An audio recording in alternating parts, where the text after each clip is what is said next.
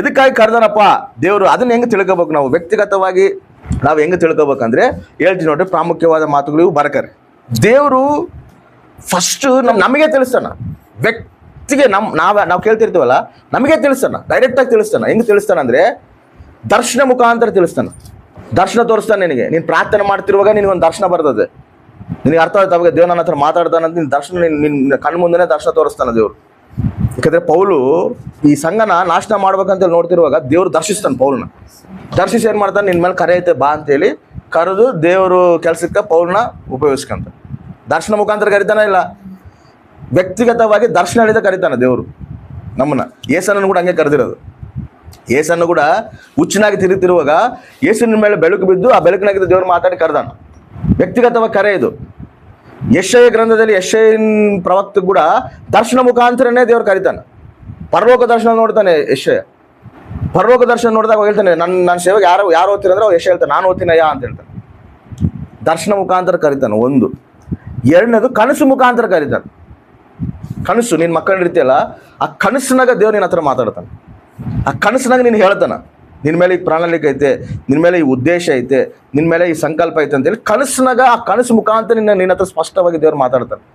ನೀನು ಎಲ್ಲೋ ನಿಂತ್ಕೊಂಡು ವಾಕ್ಯ ಹೇಳ್ತಿರುವಂಗ, ನೀನು ಎಲ್ಲೋ ನಿಂತ್ಕೊಂಡು ಬೋಧಿಸ್ತಿರುವಂಗ, ಯಾರಿಗೋ ಪ್ರೇಯರ್ ಮಾಡ್ತಿರುವಂಗ, ನಿನ್ನ ಕನಸಿನಾಗ ದೇವ್ರು ತೋರಿಸ್ತಾನ. ನಿನ್ನ ಮೇಲೆ ಉದ್ದೇಶ ಏನೇ ತೋರಿಸ್ತಾನೆ. ಯಾವಾಗ ತೋರಿಸ್ತಾನ? ಇವೆಲ್ಲ ನಾವು ಬಿಟ್ಕೋಬೇಕು.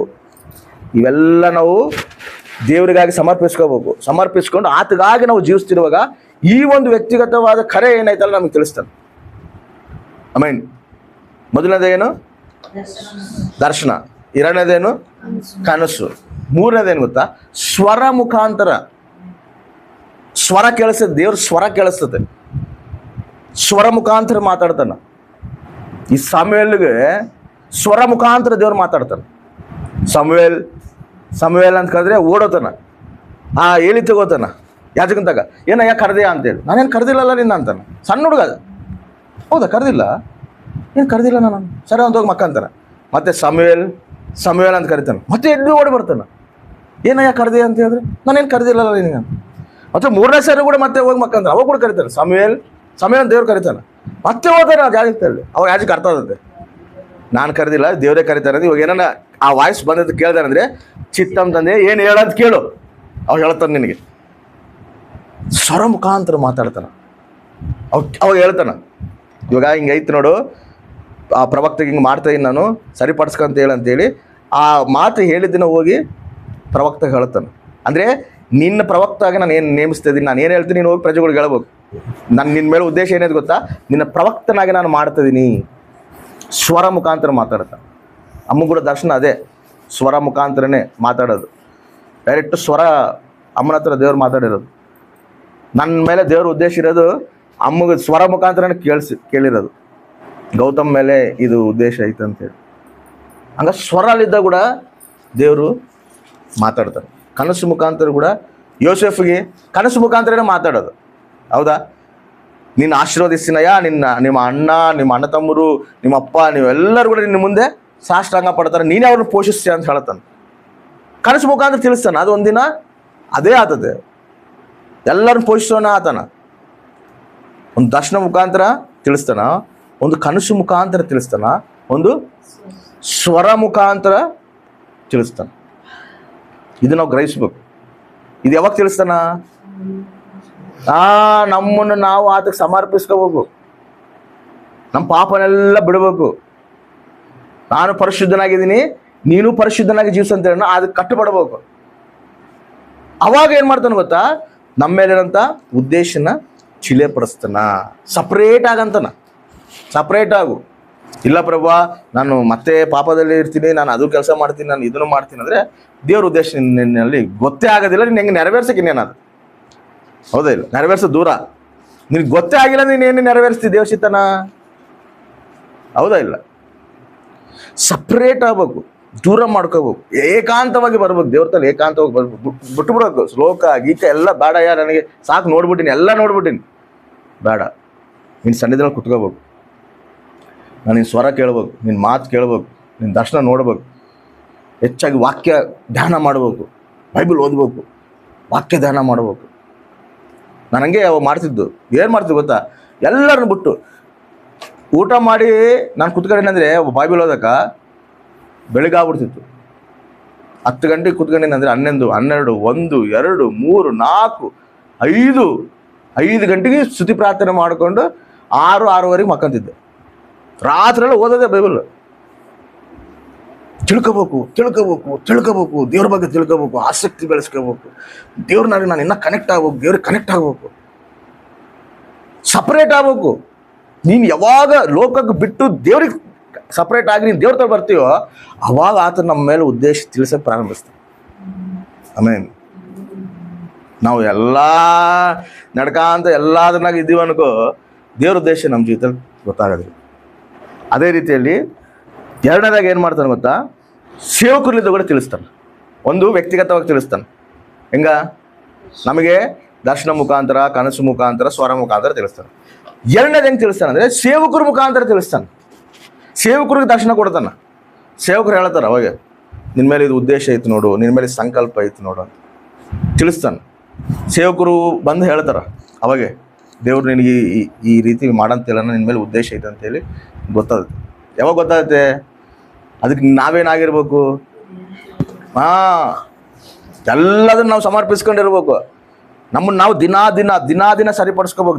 ದಿನ ಸರಿಪಡಿಸ್, ದೇವ ನನ್ನಲ್ಲಿ ಇನ್ನೂ ಏನಾದರೂ ಕೆಟ್ಟದೈತೆ, ಇನ್ನೂ ಏನಾದರೂ ನಿನಗೆ ಇಷ್ಟ ಇಲ್ಲದ ಏನೇನು ಅದಾವ ಅವನ್ನೆಲ್ಲ ನಾವೇನು ಮಾಡ್ಬೇಕು ಹೇಳು, ಸರಿಪಡಿಸ್ಕೊಂತಿದ್ದಾಗ ಅವಾಗ ಏನು ಮಾಡ್ತಾನೆ ಗೊತ್ತಾ, ನಿನ್ನ ಹತ್ರ ಮಾತಾಡಿಲ್ಲ ಅಂದ್ರೂ ಕೂಡ ಸೇವಕನ ಹತ್ರ ಮಾತಾಡ್ತಾನೆ, ಸೇವಕಕ್ಕೆ ತಿಳಿಸ್ತಾನೆ. ಹಂಗ ಒಂದನೇದಾಗಿ ಎಲ್ಲಿ ವ್ಯಕ್ತಿಗತವಾಗಿ ತಿಳಿಸ್ತಾನೆ, ಎರಡನೇದಾಗಿ ಸೇವಕರ ಮುಖಾಂತರ ತಿಳಿಸ್ತಾನೆ.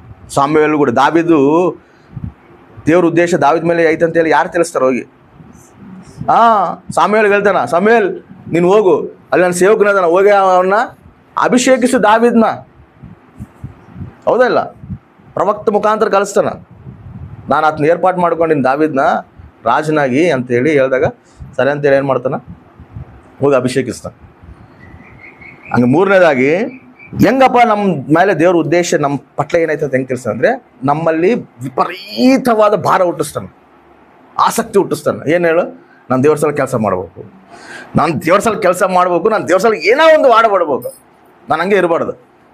ನಿನ್ನಲ್ಲಿ ಬಲವಾದ ಆಸಕ್ತಿ ಬರಕತ್ತಂದರೆ, ಬಲವಾದ ಭಾರ ಬರಕತ್ತ. ಆತ್ಮಗಳು ನೋಡ್ದಂಗೆಲ್ಲ ಯಾರನ್ನು ಕೆಟ್ಟೋತಿದ್ರೆ, ಕೆಟ್ಟೋತಿದಾರಲ್ಲ, ಇವ್ರು ರಕ್ಷಣೆಯಲ್ಲಿ ಬರಬೇಕು, ಇವ್ರು ಯಾರಾದ್ರು ಸುವಾರ್ತೆ ಹೇಳ್ಬೇಕು ಅನ್ನೋ ಭಾರ ನಿನಗೆ ಬರಕತ್ತಂದರೆ ಅರ್ಥ ಏನು ಗೊತ್ತಾ, ನಿನ್ನಲ್ಲಿ ಆ ಒಂದು ಭಾರ ಇಡ್ತಾನೆ ದೇವರು, ಆ ಪಿಲುಪು ನಿನ್ನ ಕರಿತಾನಂತ ಅರ್ಥ. ಕೆಲವೊಬ್ರಿಗೆ ಇರೋದಿಲ್ಲ ನಮ್ಮ ಮಾತು, ಅವ್ರದ್ದೇನೋ ಅವ್ರ ಜೀವಿತ, ಅವ್ರದ್ದು ಭಕ್ತಿಯನ್ನು ಅವ್ರವ್ರು ಮಾಡ್ಕೊಂಡು ಓದ್ತಿರ್ತಾರೆ, ಅವ್ರಿಗೆ ಪಿಲುಪು ಇರೋದಿಲ್ಲ, ಸುಮ್ಮನೆ ಬರ್ತಿರ್ತಾರೆ, ಚರ್ಚೆ ಕೂತ್ಕೊಂಡು ಓದ್ತಿರ್ತಾರೆ. ಬಟ್ ಒಳಗ ಆತ್ಮ ಭಾರಗಲ್ತಿರ್ತದೆ. ಯಾರನ್ನು ನೋಡಿದ್ರೆ ಕೆಟ್ಟೋತಿದ್ರೆ, ಏನಪ್ಪ ಇವ್ರು ಯಾವಾಗ ತಿಳ್ಕೊಂತಾರೆ ಸತ್ಯನ, ಈ ಸತ್ಯನ ತಿಳ್ಕೊಂಡು ಇವ್ರು ರಕ್ಷಣೆಯಲ್ಲಿ ಬರಬೇಕಲ್ಲ, ಇವ್ರ ಸಲುವಾಗಿ ಏನಾದ್ರು 4 ಮಾತು ಸ್ವಾರ್ಥನ ಹೇಳ್ಬೇಕಲ್ಲ, ಇಲ್ಲದ್ರೆ ಯಾವ ಪಾಸ್ಟರ್ನ ಕರೆಸಿ ಇವ್ರಿಗೆ ಸ್ವಾರ್ಥ ಹೇಳಿಸ್ಬೇಕಲ್ಲ ಅನ್ನೋ ಭಾರ ನಮ್ಮಲ್ಲಿ ಹುಟ್ಟಾಕತ್ತ ಅನ್ಕೋ, ಅದು ನಿನ್ನ ಪಿಲುಪು. ಆಮೇನ್. ನೀನು ಏನೇ ಕೆಲಸ ಮಾಡ್ತಿರೋ ಆ ಕೆಲಸದ ಕೂಡ ಈ ಕೆಲಸ ನಿನ್ನ ಪಿಲುಪು. ಇವಾಗ ನೆಹೆಮೀಯ ಏನು ಕೆಲಸ ಮಾಡ್ತಿರ್ತಾನ, ರಾಜನ ಹತ್ರ ಪಾನದಾಯಕನ ಕೆಲಸ ಮಾಡ್ತಿರ್ತಾನ. ರಾಜನದಲ್ಲಿ ಆತನ ಗ್ಲಾಸ್ ಹೋಗಿ ಕೊಡೋದು, ನೀರು ಕೊಡೋದು, ದ್ರಾಕ್ಷರಸ ಕೊಡೋದು ಕೆಲಸ ಮಾಡ್ತಿರ್ತಾನೆ ನೆಹೆಮೀಯ ರಾಜನದಲ್ಲಿ. ಆದ್ರೆ ನೆಹೆಮೀಯಾಗೆ ಏನು ಭಾರ ಇರ್ತದೆ ಗೊತ್ತಾ, ಇಸ್ರಾಯೇಲ್ ಪ್ರಜೆಗಳಿಗೆ ಪ್ರಾಕಾರ ಇಲ್ದಂಗೆ ಅದರ ಪ್ರಾಕಾರ ಕಟ್ಟಬೇಕು, ನನ್ನ ದೇಶದ ಪ್ರಾಕಾರ ಕಟ್ಟಬೇಕು ಅನ್ನೋ ಭಾರ ಬಿಡ್ತದೆ. ಕೆಲಸ ಮಾಡ್ತಿರೋದೇನು, ರಾಜನದಲ್ಲಿ ಕೆಲಸ ಮಾಡ್ತಾನೆ. ಬಟ್ ಭಾರ ಎಲ್ಲಿ ಊಟಕತ್ತದೆ, ನನ್ನ ಪ್ರಾಕಾರ ಕಟ್ಟಿಸ್ಬೇಕು, ನನ್ನ ಯೋಗಕ್ಕೆ, ನಮ್ಮ ಪ್ರಜೆಗಳು ಯೋಗಕ್ಷೇಮನ ನೋಡ್ಕೋಬೇಕನ್ನೋ ಭಾರ ಊಟಕತ್ತದೆ.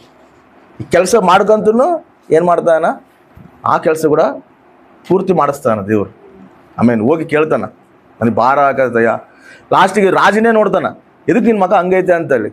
ಅವಾಗ ಹೇಳ್ತಾನೆ, ನನ್ನ ಪ್ರಜೆಗಳು ಪ್ರಾಕಾರ ಇಲ್ದಂಗೆ ಅದರ ಶತ್ರುಗಳು ಬಂದು ದಾಳಿ ಮಾಡ್ತಾರೆ, ನಾನು ಹೋಗಿ ಪ್ರಾಕಾರ ಕಟ್ಟಬೇಕಂದ್ರೆ ರಾಜನೇ ಗವರ್ನರ್ ಆಗಿ ಕಳಿಸಿ ಅವಾಗ ಹೋಗಿ ನೆಹೆಮೀಯ ಏನು ಮಾಡ್ತಾರೆ ಗೊತ್ತಾ, ಅಲ್ಲಿ ಹೋಗಿ ಅಲ್ಲೆಲ್ಲ ಪ್ರಾಕಾರ ಕಟ್ಟಿ ದೇಶಕ್ಕೆಲ್ಲ ಪ್ರಾಕಾರ ಕಟ್ತಾನೆ. ದೇವ್ರ ಚಿತ್ತ ಅದು, ದೇವ್ರ ಉದ್ದೇಶ, ದೇವ್ರ ಕರೆ ಅದು ನೆಹೆಮೀಯಾಗಿರೋದು. ಬಟ್ ನೆಹೆಮೀಯ ಏನು ಕೆಲಸ ಮಾಡ್ತಾನ, ಪಾನದಾಯಕನಾಗ ಅದನ್ನು. ನಾವೇನೋ ಇದು ಕೆಲಸ ಮಾಡ್ತಾ ಇದೀವಲ್ಲ, ನಾವು ವ್ಯಾಪಾರ ಮಾಡ್ತಾ ಇದೀವಲ್ಲ, ನಾವು ಇದು ಮಾಡ್ತಾ ಇದೀವಲ್ಲ, ನಿನಗೆ ವ್ಯಾಪಾರ ಮಾಡ್ತಿದ್ರು ಕೂಡ, ನೀನೇನೇ ಕೆಲಸ ಮಾಡ್ತಿದ್ರು ಕೂಡ ನಿನಗೆ ಭಾರ ಹುಟ್ಟಾಕತ್ತಂದ್ರೆ, ನಿನಗೆ ಅದು ಆಸಕ್ತಿ ನಿನ್ನಲ್ಲೇ ಬರಾಕತ್ತಂದ್ರೆ ಅದು ದೇವ್ರ ಕರೆ. ಆಮೇನ್. ಹಲ್ಲೆಲೂಯಾ. ಏನು ಆತ್ಮಗಳು ಸಂಪಾದಿಸೋದು ಕರೆ ನಿನಗೆ. ಆ ಕರೆ ಏನು ಮಾಡ್ಬೇಕು? ಕರೆ ತಿಳಿಸೋಣ. ಅದಕ್ಕೆ ನಾನು ಫಸ್ಟಿಗೆ ಹೇಳಿದೆ, ತಿಳಿಸ್ತಾನ. ತಿಳ್ಕೊಬೇಕನ್ನ ಆಸೆ ಐತೆ, ತಿಳಿಸ್ತಾನ. ತಿಳ್ಕೊಂಡು ಏನು ಮಾಡ್ತಿ? ತಿಳ್ಕೊಂಡೇನು ಸುಮ್ಮನೆ ಇರಬಾರ್ದು. ಆ ತಿಳ್ಕೊಂಡ ಪ್ರಕಾರ ನೀನೇನು ಮಾಡ್ಬೇಕು? ಪ್ರಯಾಸ ಪಡ್ಬೇಕು. ನೀನು ಪ್ರಯಾಸ ನಿರಂತರವಾಗಿರ್ಬೇಕು. ನೀನು ಗುರಿ ಗಮ್ಯ ನಿರಂತರವಾಗಿರಬೇಕು. ಪೌಲ್ ಅದನ್ನೇ ಹೇಳ್ತಾನ, ನಾನು ವಿಶ್ವಾಸ ನಾನು ಕಾಪಾಡ್ಕೊಂಡಿನಿ, ನಾನು ಗುರಿಯೊದ್ದಕ್ಕೆ ಏನು ನಡೆದೀನಿ, ಇವಾಗ ಜೀವ ಕಿರೀಟವನ್ನು ನನ್ನ ಸಲುವಾಗಿ ಸಿದ್ಧವಾಗೈತೆ ಅಂತ. ಆಮೇನ್, ಹಲ್ಲೆಲೂಯಾ. ದೇವರು ಉದ್ದೇಶ ನಮ್ಮ ಮೇಲೆ ಏನೈತೆ ಅಂತ ಕೂಡ ಸಾಧಾರಣ ಕೂಡ ಒಂದ್ಸರಿ ತಿಳ್ಕಂತಾನ. ನಾವೇನೋ ಬಲವಾಗಿ ಓದಿರ್ತೀವಿ, ಬಲವಾಗಿ ದೇವ್ರ ಕಾರ್ಯ ಮಾಡ್ಬೇಕನ್ನೋ ಆಸಕ್ತಿ ಬರ್ತಿರ್ತೈತೆ, ಭಾರ ಬರ್ತಿರ್ತೈತೆ. ಅವಾಗ ಏನು ಮಾಡ್ತಾನೆ ಗೊತ್ತಾ? ಅವ್ನು ನಮ್ಮನ್ನು ಸಲ್ಲಾರಿಸ್ತಾನೆ, ಬಲಹೀನ ಪಡಿಸ್ತಾನೆ. ಅರೆ ನಮ್ದಲ್ಲ ಬಿಡು ಕೆಲಸ, ಅದು ನನಗೆ ಆ ಕರೆ ಇಲ್ಲ ಬಿಡು. ಕರೆ ಇಲ್ಲ ಅಂದ್ರೆ ನಿನಗೆ ಎದಕ್ಕೆ ಭಾರ ಬರ್ತತೆ? ಯಾರಿಗಿಲ್ಲದ ಭಾರ ನಿನಗೆ ಎದಕ್ಕೆ ಬರ್ತತೆ? ಕರೆ ಇಲ್ಲದ್ರೆ ನಿನಗೆ ಅದು ಆಸಕ್ತಿ ಎದಕ್ಕೆ ಬರ್ತದೆ? ಆಸಕ್ತಿ ನಿನ್ನಲ್ಲಿ ಬರಕತ್ತಂದ್ರೆ, ಆ ಭಾರ ನಿನ್ನಲ್ಲಿ ಬರಕತ್ತಂದ್ರೆ ದೇವ್ರು ನಿನ್ನ ಕರಿತಾನಂತ ಅರ್ಥ. ಆಮೇನ್. ನಾನು ಈ ಕೆಲಸ ಮಾಡ್ತೇನಲ್ಲ, ಈ ಕೆಲಸ ಬಿಟ್ಟು ನಾನು ಹೆಂಗೆ ಮಾಡಕತ್ತಂದ್ರೆ ಬಿಡ್ಬೇಡ, ಅದನ್ನ ಇಟ್ಟುಕೊಂಡೇ ನೀನು ಕೆಲಸ ಮಾಡು. ಆಮೇನ್. 4 ಜನಗೆ ಹೇಳು ಸುವಾರ್ತೆ, ಬಗಲಿಗಿರೋರಿಗೆ ಹೇಳು, ಕುತ್ಕೊನೋರಿಗೆ ಹೇಳು. ಟೈಮ್ ಸಿಕ್ಕಾಗೆಲ್ಲ ನಿನ್ನ ಆತ್ಮ ಭಾರ ಏನು ನಿನ್ನ ಹುಟ್ಟಿಸ್ತಿರ್ತಾನೆ ಅದನ್ನ ನಿನ್ನಲ್ಲಿ ಮಾಡಬೇಕು ನಿರಂತರವಾಗಿ. ಯಾಕಂದ್ರೆ ಅದಿರ್ಬೇಕು ಆ ಭಾರ. ಅದಿದ್ದಾಗ ಏನು ಮಾಡ್ತಾನೆ ಗೊತ್ತಾ? ಖಚಿತವಾಗಿ ದೇವರು ಅದನ್ನ ನೆರವೇರಿಸ್ತಾನೆ. ಮೋಶೆ ಕೂಡ ಭಾರ ಇರ್ತದೆ. ಮೋಶೆ ಕೂಡ ಏನಂತ ಗೊತ್ತಾ? ನಾನು ಇಸ್ರಾಯೇಲ್ ಪ್ರಜೆಗಳು ರಕ್ಷಿಸ್ಬೇಕು, ಇಸ್ರಾಯೇಲ್ ಪ್ರಜೆಗಳು ರಕ್ಷಿಸ್ಬೇಕಂತ ಇರ್ತದೆ. ಅದ್ರ ಏನು ಮಾಡ್ತಾನೆ ಹೇಳು? ರಕ್ಷಿಸ್ಬೇಕಂತೇನೆ ಹೋಗ್ತಾನೆ. ಇಬ್ಬರು ಜಗಳ ಆಡ್ಕಂತಿದ್ದಾಗ ಒಬ್ಬರು ಬಡ್ದು ಬಿಡ್ತಾನ, ಸಾಯಿಸ್ಬಿಡ್ತಾನೆ. ಅವಾಗ ಫಾರೋಕ್ ಗೊತ್ತಾಗ್ತದೆ, ಓಡೋಗ್ಬಿಡ್ತಾನೆ. ಓಡೋಗಿ 40 ವರ್ಷ ಆದರೂ ಕೂಡ ಆ ಭಾರ ಐತಲ್ಲ, ನನ್ನ ಪ್ರಜೆಗಳು ರಕ್ಷಿಸ್ಬೇಕನ್ನೋ ಭಾರ ಐತಲ್ಲ, ಆ ಭಾರ ನೋಡಿ 40 ವರ್ಷ ಆದ್ರೂ ಕೂಡ ದೇವ್ರು ಕರೀತಾನೆ ಬಾ ಅಂತ. 40 ವರ್ಷ 80 ವರ್ಷ ಆಗಿರ್ತದೆ ಅದಾಗ ಮೋಶೆಗೆ. ಯಾವಾಗ ಕರೀತಾನೆ ಹೇಳು? 80 ವರ್ಷ. ಮೋಶೆ ಏನಂದ್ರೆ ಗೊತ್ತದ? ದೇವ ನನಗೆ ಸರಿ ಮಾತಾಡೋ ಕೂಡ ಬರೋದು, ತೊದಲು ಮುದೇನಾಗ್ಬಿಟ್ಟಿನಿ ನಾನು, ಕೈಗಳು ನಡಕತ್ತವ, ನಾನೇನು ಮಾಡ್ತೀನಪ್ಪ, ನಾನು ನಿನ್ಗೆ ಏನು ಉಪಯೋಗ ಆಗ್ತೀನಿ? ಏನೋ ವಯಸ್ಸು ಹುಡುಗ ಯೂತ್ನ ಕರ್ಕೊಂಡ್ರೆ ಅವರೇ ನೀನು ಸೇವೆ ಮಾಡ್ತಾರೆ, ನಾನೆಲ್ಲ ಮುಗಿದೋಗ್ಬಿಟ್ಟದಲ್ಲ ಅಂದ್ರೆ ನಿನಗೆ ಮುಗಿದೋಗುತ್ತೆ. ನೀನು ಮುಗಿದೋಗಿರೋದನ್ನ ನಾನು ಶಕ್ತಿ ತುಂಬಿಸ್ತೀನಿ. ಆಮೇನ್. ಮತ್ತೆ ನಾನು ನಿನ್ನಲ್ಲಿ ಬಲ ತುಂಬಿಸ್ತೀನಿ. ಯವ್ವನ ಅದ್ದುಗೆ ಹೆಂಗ ಮತ್ತೆ ನೀವು ಯವ್ವನ ಬಲ ಬರ್ತಂಗ ಬಲ ತುಂಬಿಸ್ತೀನಿ ಅಂತೇಳಿ ಮೋಶೆಯನ್ನು ಹಿಡ್ಕೊಂಡೆ ವಿಸ್ತಾರವಾದ 1,00,000 ಪ್ರಜೆಗಳಿಗೆ ನಾಯಕನಾಗಿ ಮಾಡಿ ಐಗುಪ್ತ ದೇಶದಿಂದ ಅವ್ರನ್ನ ಬಿಡಿಸ್ತಾನೆ. ಆಮೇನ್. ಎದಕ್ಕೆ ಹೇಳು? ಆ ಭಾರ ಮೋಶೆನೆಲ್ಲ ಆಯ್ತು. ನಾನು ಪ್ರಜೆಗಳನ್ನ ನಾನು ಇದ್ರಾಗಿದ್ದು ಬಿಡಿಸ್ಬೇಕು. ಆ ಭಾರ ಏನಾಗತ್ತೆ? ದೇವ್ರು ಹಿಡ್ಕೊಂಡು ನಾನು ವಯಸ್ಸಿಗೆ ಏನು ಬೇಕಾಗಿಲ್ಲ ದೇವರಿಗೆ. ಆತೇ ಕೊಡ್ತಾನ ಶಕ್ತಿ, ಆತೇ ಕೊಡ್ತಾನ ಬಲ, ಆತೇ ಕೊಡ್ತಾನ ಎಲ್ಲ, ಆತ ನಡೆಸ್ತಾನ. ಆಮೇನ್. ಇವಾಗವರಿ ಮೋಶೆ ಚರಿತ್ರನಾಗೆ ನಿಂತು ಬಿಟ್ಟಾನ. ಮೋಶೆನಂತ ಪ್ರವಕ್ತ ಇಲ್ಲ ಅಂತ ಹೇಳ್ತಾರ ಗೊತ್ತಾ? ಮೋಶೆಗಿರೋ ದೊಡ್ಡ ನಾನೇನಂತ ಕೇಳ್ತಾರ ಇಸ್ರಾಯೇಲರ ಯೇಸ್ವಾಮಿನ. ಎದಕ್ಕ? ಆ ಭಾರ ಮೋಶೆನೆಲ್ಲ ಐತೆ. ವಯಸ್ಸಿಗೆ ಸಂಬಂಧ ಇಲ್ಲ ದೇವರಿಗೆ. ನಾನು ಇದೀನಿ ನಿನಗೆ, ನಾನು ನಿಂದಿರ್ಸ್ತೀನಿ ನಿನ್ನ, ನಾನು ಶಕ್ತಿ ಕೊಡ್ತೀನಿ ನಿನ್ನ, ಬಾ ನಿನ್ನ ಅಂತಾನೆ. ಆ ಮೋಶೆ ಏನು ಮಾಡ್ತಾನೆ? ಎಲ್ಲ ಬಿಟ್ಟು ಆಯ್ತು ಪ್ರಭಾ ಬರ್ತೀನಿ ನಾನು ಅಂತೇಳಿ ಹೋಗ್ತಾನೆ. ಏನೇನು ಹೇಳ್ದೆ ಹೇಳಿ? ನಾನು ವ್ಯಕ್ತಿಗತವಾಗಿ ದರ್ಶಿಸ್ತಾನೆ. ಅದೇ ರೀತಿಯಲ್ಲಿ ಸೇವಕರ ಮುಖಾಂತರ ಪಿಲುಪು ಏನೈತೆ ಗೊತ್ತಾಗುತ್ತೆ. ಇನ್ನೊಂದೇನು? ನಮ್ಮಲ್ಲಿ ಬಲವಾದ ಆಸಕ್ತಿ, ಆ ವೈರಾಗ್ಯ. ಇನ್ನೊಂದೇನು ಗೊತ್ತಾ? ನಿನ್ನಲ್ಲಿ ದೇವ್ರ ಉದ್ದೇಶ ಏನೈತೆ ಅಂತ ಆಯ್ತು ಮುಗಿಸ್ತೀನಿ ನಾನು. ಇನ್ನೊಂದು ಉದ್ದೇಶ ನಿನ್ನಲ್ಲಿ ವ್ಯಕ್ತಿಗತವಾಗಿ ಹೆಂಗೆ ತಿಳಿಸ್ತಾನಪ್ಪ ಅಂತ ಹೇಳಿದ್ರೆ, ನಿನ್ನಲ್ಲೇ ಕೆಲವೊಂದು ಕೃಪಾವರಗಳು ದೇವ್ರು ಇಡ್ತಾನೆ. ಆಮೇನ್. ಕೆಲವೊಂದು ಕೃಪಾವರಗಳು ನಿನ್ನಲ್ಲಿ ಇಡ್ತಾನೆ. ನಿಮಗೆ ವ್ಯಕ್ತಿಗತವಾದ ಟ್ಯಾಲೆಂಟು ಇರ್ತದೆ. ನಮಗೆ ದೇವರು ಇನ್ನೂ ಎಕ್ಸ್ಟ್ರಾ ಕ್ವಾಲಿಟೀಸ್ ಕೂಡ ಕೊಡ್ತಾನೆ. ಇವಾಗ ನಾವು ಇದೇನು ಇಲ್ಲಿ ನಾನು ನಿಂತು ಬೋಧಿಸ್ತೀನಿ ಅಂತೇಳಿ ನಾನು ಕನಸನ್ನ ಕೂಡ ಅನ್ಕೊಂಡಿಲ್ಲ. ನನ್ನ ಬೇರೆವೇ, ನಾನು ಜಾಬ್ ಮಾಡ್ಕೊಂತ ನಾನು ಏನೋ ನನ್ನ ಆಲೋಚನೆ ಬೇರೆ ಅದಾವ, ನಾನು ಹಂಗೆ ಓಡ್ತಾ ಇದ್ದೀನಿ. ಬಟ್ ನನಗೆ ಬೋಧಿಸೋದು ಇವೆಲ್ಲ ನನಗೆ ಗೊತ್ತಿಲ್ಲ. ವಾಕ್ಯನೇ ಫಸ್ಟ್ ಬೈಬಲಾಗಿ ಏನಾಯ್ತು ಗೊತ್ತಿಲ್ಲ ನನಗೆ. ಆದಿಕಾಂಡಲಿಂದ ಪ್ರಕಟಣೆ ಗ್ರಂಥದವರೆಗೆ ಏನಾಯ್ತು ಗೊತ್ತಿಲ್ಲ ನನಗೆ. ನಾನು ಹೆಂಗೆ ಬೋಧಿಸ್ತೀನಿ? ನಾನು ಹೆಂಗೆ ಹೇಳೋಕ್ಕಾಗುತ್ತೆ? ಬಟ್ ದೇವ್ರು ಏನು ಮಾಡ್ದೆ ಗೊತ್ತಾ? ಆ ವರ ನನ್ನಲ್ಲಿ ಇಟ್ಟ. ನಾನು ದೇವ್ರ ತಲೆ ಯಾವಾಗ ಕಣ್ಪೆಟ್ಕಂತ ಕುತ್ಕೊಂಡಿದ್ದೆ, ಅವ ದೇವರು ಆತನೇ ನನಗೆ ಆ ವರ ಕೊಟ್ಟ. ಇವತ್ತು ನಾನು ನಿಂತು ಬೋಧಿಸ್ತೇನೆ, ಎಲ್ಲರೂ ಹೇಳ್ತಾರೆ, ಸಣ್ಣ ಹುಡುಗ ಆದ್ರೂ ಕೂಡ ವಾಕ್ಯ ಬೇಸ ಹೇಳ್ತಾನೆ ಅಂದ್ರೆ ಇದು ನನ್ನಿಂದ ಬಂದಿರೋದಲ್ಲ, ಇದು ದೇವರು ನನ್ನಲ್ಲಿ ಕೊಟ್ಟಿರುವಂಥ ಗಿಫ್ಟ್. ಮೇನ್ ದೇವ್ರು ನನ್ನಲ್ಲಿ ಇಟ್ಟಿರುವಂಥ ವರ ಅದು. ಹಂಗ ದೇವರು ನಮ್ಮನ್ನು ಕರೆದನಂದ್ರೆ, ಪಿಲುಪು ಕರೆದನಂದ್ರೆ ನಮ್ಮಲ್ಲಿ ಏನೋ ಒಂದು ಪ್ರತ್ಯೇಕವಾದ ವರ ಇರುತ್ತೆ. ಆಮೇನ್. ಅದು ತಿಳ್ಕೊಬೇಕು ನಾವು. ಅದು ನಮ್ಮಲ್ಲಿ ತೋರಿಸ್ತಾನೆ ದೇವರು. ಅವಾಗೆ ನಿನ್ಗೆ ಗೊತ್ತಿಲ್ಲದೇನೆ ನೀನು ಟ್ಯಾಲೆಂಟ್ ಹೊರಗೆ ಬರ್ತಿರ್ತದೆ. ಫಸ್ಟ್ಲಿದ ಬರೋದು ಬೇರೆ, ಫಸ್ಟ್ಲಿದ ಇರ್ತಾವ, ನಮ್ಮ ಸಣ್ಣವರಿದ್ದಾಗಿದ್ದ ನಮ್ಗೆ ಟ್ಯಾಲೆಂಟ್ ಇರ್ತಾವ. ಬಟ್ ಪ್ರತ್ಯೇಕವಾಗಿ ದೇವ್ರ ಸೇವೆ ಸಲುವಾಗಿ, ದೇವ್ರ ಕೆಲಸ ಸಲುವಾಗಿ ನಿನಗೊಂದು ಹೊರ ಇಟ್ಟಿರ್ತಾನೆ ದೇವ್ರು. ಹಾಡುಗಳು ಆಡೋದಾಗಲಿ, ಬೈಬಲ್ ಓದೋದಾಗಲಿ, ಗೊತ್ತಿಲ್ಲದ ಬೋಧಿಸೋದಾಗಲಿ, ಇನ್ನೊಬ್ರನ್ನ ಎಜುಕೇಟ್ ಮಾಡೋದಾಗಲಿ, ಇವಾಗ ಯಾರಾದರೂ ಸ್ವಲ್ಪ ಗಲಿಬಿಲಾದ್ರೆ ಅವ್ರಿಗೆ ಸಮಾಧಾನ ಪಡಿಸೋದಾಗಲಿ, ಧೈರ್ಯ ಪಡಿಸೋದಾಗಲಿ, ಇವೆಲ್ಲ ದೇವ್ರ ಕೃಪಾ ವರಗಳಿವು, ಆತ್ಮ ವರಗಳಿವು. ಇವು ಎಲ್ಲರಿಗೂ ಬರೋದಿಲ್ಲ. ಇವು ಒಬ್ರು ಅಂತಿರ್ತಾರ, ಬಾ ಈ ಅಕ್ಕತಲ್ಲಿ ಹೋದ್ರೆ ಸ್ವಲ್ಪ ಏನಾದರೂ ಹೇಳ್ಕೊಂಡ್ರೆ ನಮ್ಮ ಮನಸ್ಸು ಸ್ವಲ್ಪ ಸಮಾಧಾನ ಆತತ್ತಪ್ಪ, ಸ್ವಲ್ಪ ಏನೋ ಸ್ವಲ್ಪ ಧೈರ್ಯ ಹೇಳ್ತಲ್ಲ. ಆ ವರ ಎಲ್ಲಿದ್ದು ಬಂದೈತೆ?